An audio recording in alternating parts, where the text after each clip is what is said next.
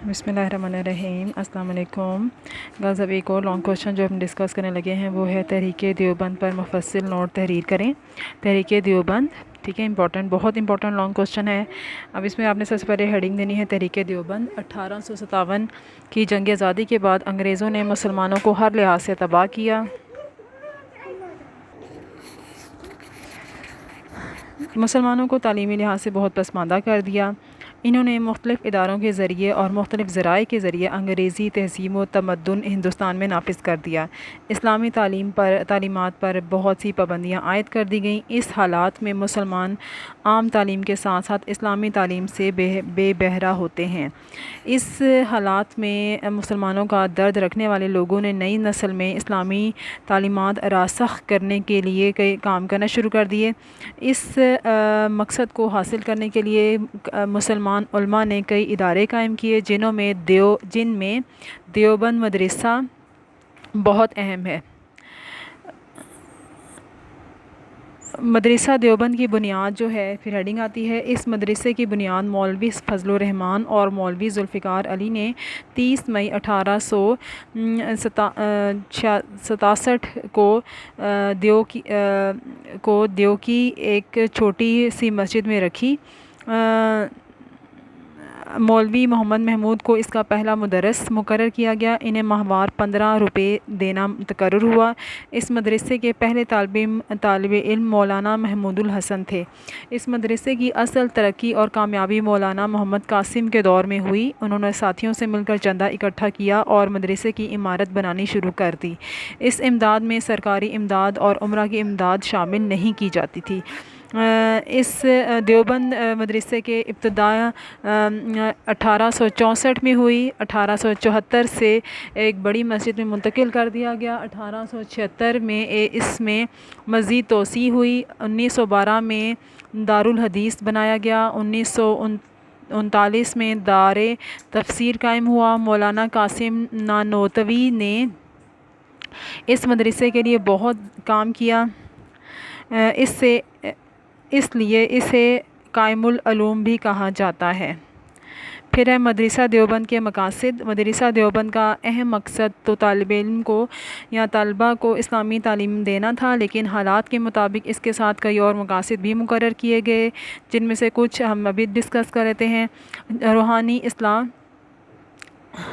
इस मदरसे का अहम मकसद तो ये था कि मुसलमानों को दीनी तालीम दी जाए ताकि लोग इस्लाम से दूर ना हों। इस मदरसे का अहम मकसद लोगों को इस्लाम की तालीम देकर उनकी रूहानी इस्लाह करना भी था, लेकिन रूहानी तरक्की और इस्लाह के बग़ैर अच्छे मुसलमान बनना मुश्किल था। ईसाईयत का मुकाबला अंग्रेज़ ईसाईयत के पैरोकार थे। उन्होंने ख़ुसूसी तौर पर ईसाईयत के प्रचार के लिए तालीमी इदारे खोले हुए थे।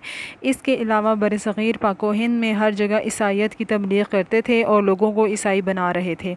इन हालात में मदरसा देवबंद ने लोगों को इस्लाम की तालीम दी, लोगों के दिलों में इस्लाम को दोबारा उजागर किया और लोगों को इस्लाम से आगाह किया। इस तरह इस मदरसे ने अंग्रेज़ों का तबलीग मिलकर डट कर मुकाबला किया। फिर है नेक्स्ट आता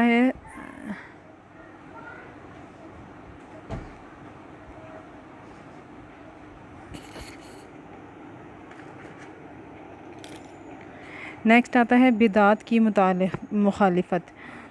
अंग्रेज़ों की फैलाई हुई गलत फ़हमियों की वजह से और ख़ास तौर पर चंद मुसलमान फ़िरक़ों परस्तों की वजह से इस्लाम में बहुत सी बिदात जो हैं वो दाखिल हो गई हुई थी।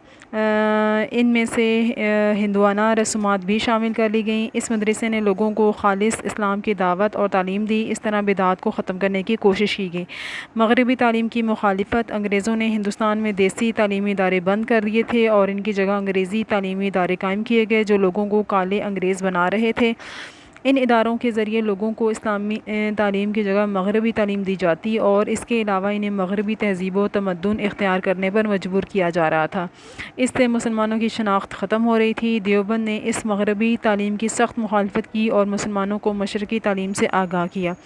देवबंद की ख़ुसूसियात। ये मदरसा 30 मई 1867 को मौलाना मोहम्मद कासिम नानोतवी کے ہاتھوں دیوبند ضلع سہارنپور بھارت میں قائم ہوا۔ 9 سال مدرسہ بالکل ابتدائی حالت میں رہا اور 1876 میں نئی تعمیرات کے ساتھ آہستہ آہستہ ایک بڑے دارالعلوم اور علمی مرکز میں تبدیل ہو گیا۔ توازن: اس ادارے کا اصل مقصد دینی تعلیم کے ایک مرکز کا قیام تھا۔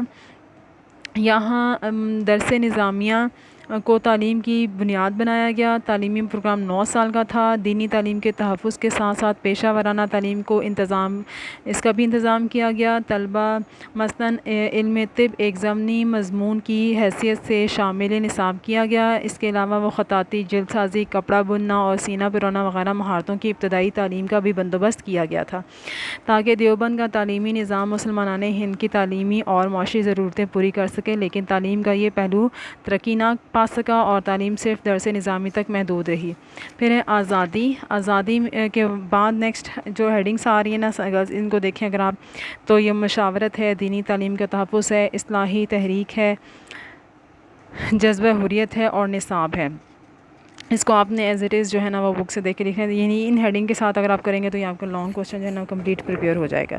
ٹھیک ہے، ڈکٹیٹ کروانے کا اس میں اس لیے فائدہ نہیں کیونکہ ہم نے پہلے بھی ڈسکس کیا ہوا ہے جب ہم نے long as a full chapter کا کیا تھا، تو اب اس کو آپ نے بک سے دیکھ کے ان ہیڈنگس کے ساتھ آپ نے اس کو لکھ لینا ہے۔ اسی طرح آپ نے اس کو مارک لگا لینا ہے یا پھر آپ نے وہیں پہ جو ہے نا بک پہ ہی مارک لگا کے اس کو لکھ لینا ہے۔ ٹھیک ہے، اپنا خیال رکھیے گا، اللہ حافظ۔